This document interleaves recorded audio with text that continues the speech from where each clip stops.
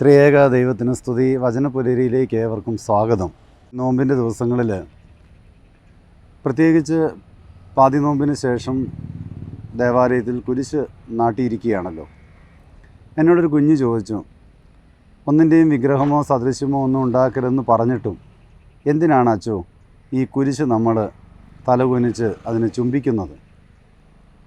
ഞാൻ ആ കുഞ്ഞിനൊരു വചനം പറഞ്ഞു കൊടുത്തത് ഇതാണ്. യോഹന്നാൻ സുവിശേഷം 3:14. മോശ മരുഭൂമിയിൽ സർപ്പത്തെ ഉയർത്തിയതുപോലെ തന്നിൽ വിശ്വസിക്കുന്നവന് നിത്യജീവൻ ഉണ്ടാകേണ്ടതിന് മനുഷ്യപുത്രനും ഉയർത്തപ്പെടേണ്ടിയിരിക്കുന്നു. സത്യത്തിൽ ഈ വചനത്തിൻ്റെ പശ്ചാത്തലം നമുക്കറിയാം. ഇസ്രായേൽ ജനത അടിമത്തത്തിൽ നിന്ന് കനാൻ ദേശത്തേക്ക് പോകുന്ന വഴിക്ക് ദൈവത്തിനെതിരെ പിറുപിറുക്കുന്നു. ആ സമയത്ത് ജീവനുള്ള പാമ്പ് അവരെ കടിക്കുന്നു. കടികൊണ്ട ജനം മുഴുവനും പാമ്പിനെ കണ്ട് ഭയപ്പെടുന്നു, മുറിവിലേക്ക് നോക്കി നിലവിളിക്കുന്നു. അപ്പോൾ ദൈവം പറഞ്ഞു മോശയോട്, മോശ, ഒരു പിത്തള സർപ്പത്തെ നാട്ടുക. നമുക്കറിയാം, ആ സർപ്പത്തിൻ്റെ പ്രത്യേകത, അതിന് ജീവനില്ല, അതിന് കടിക്കാൻ സാധിക്കുകയില്ല. ജനത്തോട് പറഞ്ഞത് ഇത്രയേ ഉള്ളൂ, നിങ്ങൾ മുറിവിലേക്ക് നോക്കി നിലവിളിക്കാതെ ഈ മുറിവുണ്ടാക്കാൻ പറ്റാത്ത ആ സർപ്പത്തിലേക്ക് നോക്കുക.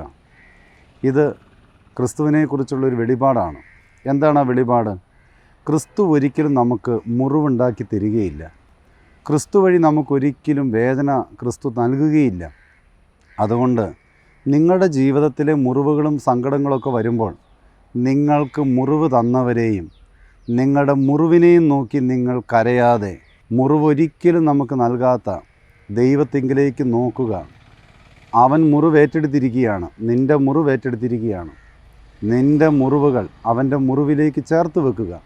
പ്രിയമുള്ളവരെ, ദേവാലയത്തിൽ പോകുമ്പോൾ ആ കുരിശൊന്ന് മുത്തുമ്പോൾ എൻ്റെ ജീവിതത്തിൽ എന്നെ മുറിവേൽപ്പിച്ചവരെയും മുറിവ് തന്നവരെയും ഓർത്ത് വേദനിക്കുന്ന ഹൃദയം, കർത്താവെ, മുറിവേൽപ്പിക്കാത്ത നിൻ്റെ കുരിശിലേക്ക് ഞാൻ ചേർത്ത് വെക്കുന്നു എന്ന് പറഞ്ഞ് പ്രാർത്ഥിച്ച് കുരിശുകളിൽ നിന്നുള്ള ഭാരം ഒഴിവാക്കുവാൻ ഈ പ്രഭാതം സഹായിക്കട്ടെ.